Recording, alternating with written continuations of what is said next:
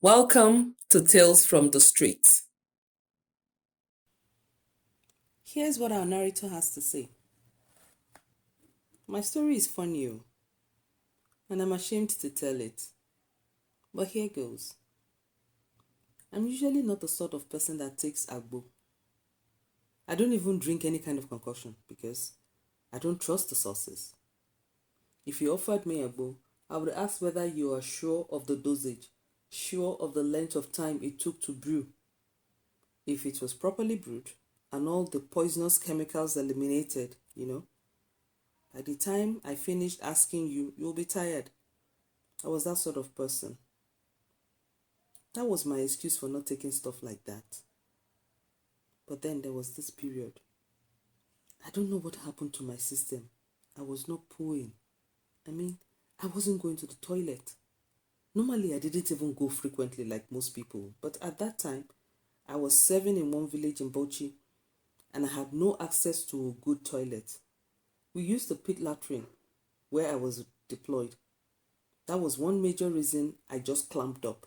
I tightened my butt cheeks and would hold myself until I got to town to use a proper toilet. I would go visit colleagues whose offices were in town and had good toilet facilities so that I could use it. My friends knew that was why I came to visit.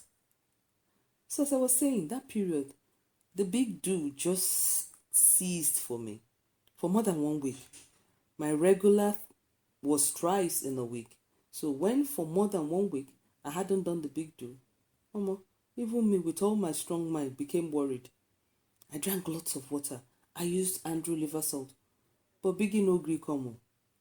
I began to get worried because I felt bloated. In fact, after a while, I stopped eating. I stopped eating anything heavy meal. I would just eat fruits and, even then I still couldn't poo. After the 10th day or so, I pulled small at my friend's office, but it wasn't satisfactory. I felt that there was more waste that needed to leave my system because I still felt bloated. I complained to a friend who was also a copper. We finished at OAU where we studied theatre arts. The foolish boy. He told me I should take agumu, that it will help flush my system.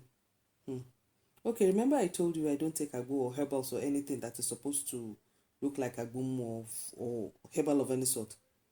But it was dry. It had been grounded into powdery form. My friend from OAU said I should mix it with water and drink, and I will go easy like a baby in minutes. He even suggested I should use pap. I should mix it with pap and drink, and I'll be good. I agreed because I was at my wit's end. I hadn't had good bowel movement in almost 2 weeks, so my friend's agum was the only option to relieve. I took just a bit, telling myself that if it worked well, then I would take a little more. Like I said earlier, whenever I needed to use toilet proper, I would go visit friends in their offices and use their toilets. So that's how I headed to one of my friend's office for toilet visits. I was in my friend's office waiting for Biggie to come. Nothing, no. I wasn't sure. Maybe I didn't drink enough. Maybe I should have used more water. Maybe it won't even work. Maybe I should have taken a little more than what I took. After staying at the office for like 2 hours, I told my friend that I was leaving. Abi, person will not now spend the whole day at their friend's office. Won't the friend work? I hailed Achaba. That's what we call Okada up north. And as the Achaba tilted his bike for me to climb on, I felt a rumble. He don't come. He don't come. That tightening you feel in your loins, that a shitstorm is on its way, and you begin to form sweat. That was me that day. Then I took a foolish decision. I felt kind of embarrassed going back to the office to use their toilet after I had bade everyone in the office goodbye. I decided to go to another friend's office, not too far away. I told myself I would just rush to their toilet as soon as I got there. Okay, so I told the Achaba to take me there. Some 5 minutes bike ride, not far. I knew I could hold myself. My stomach rumbled again, and one pain seized me like from the side like this. I clenched my butt as I felt gas coming from the upper part of my stomach and rumbling its way down to a fart. I didn't let it out. What if it wasn't a fart? I told the Achaba to ride fast. The road was bumpy, you know. These Achaba riders are really rough riders. I was sweating profusely and my eyes were growing dim. I had one hand on my stomach, the other holding the Achaba so I wouldn't fall off.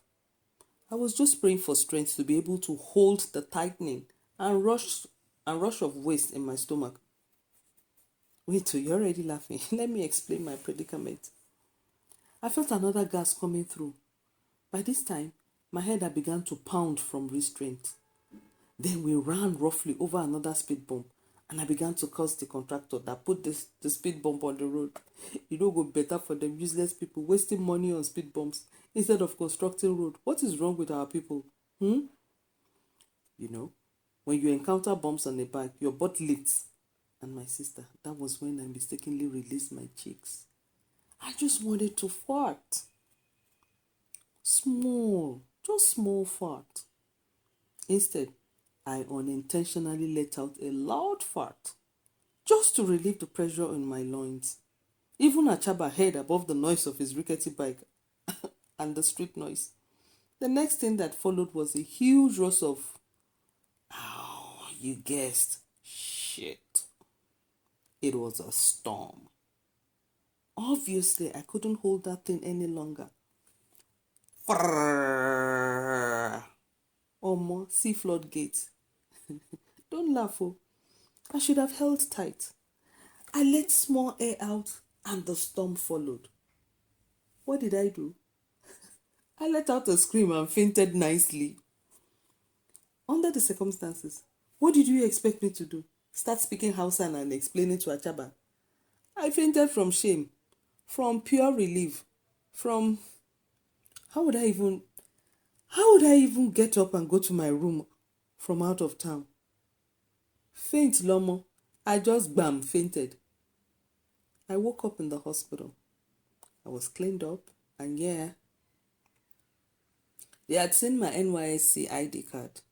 Maybe that's why they helped me. I could not have survived the shame. I relocated a few weeks later. I told my oga that I had sickness and everyone was willing to help me relocate because it must have been serious sickness for a grown man to shit himself in public. I say no more. If you enjoyed the story, please like, share, and subscribe. Thank you.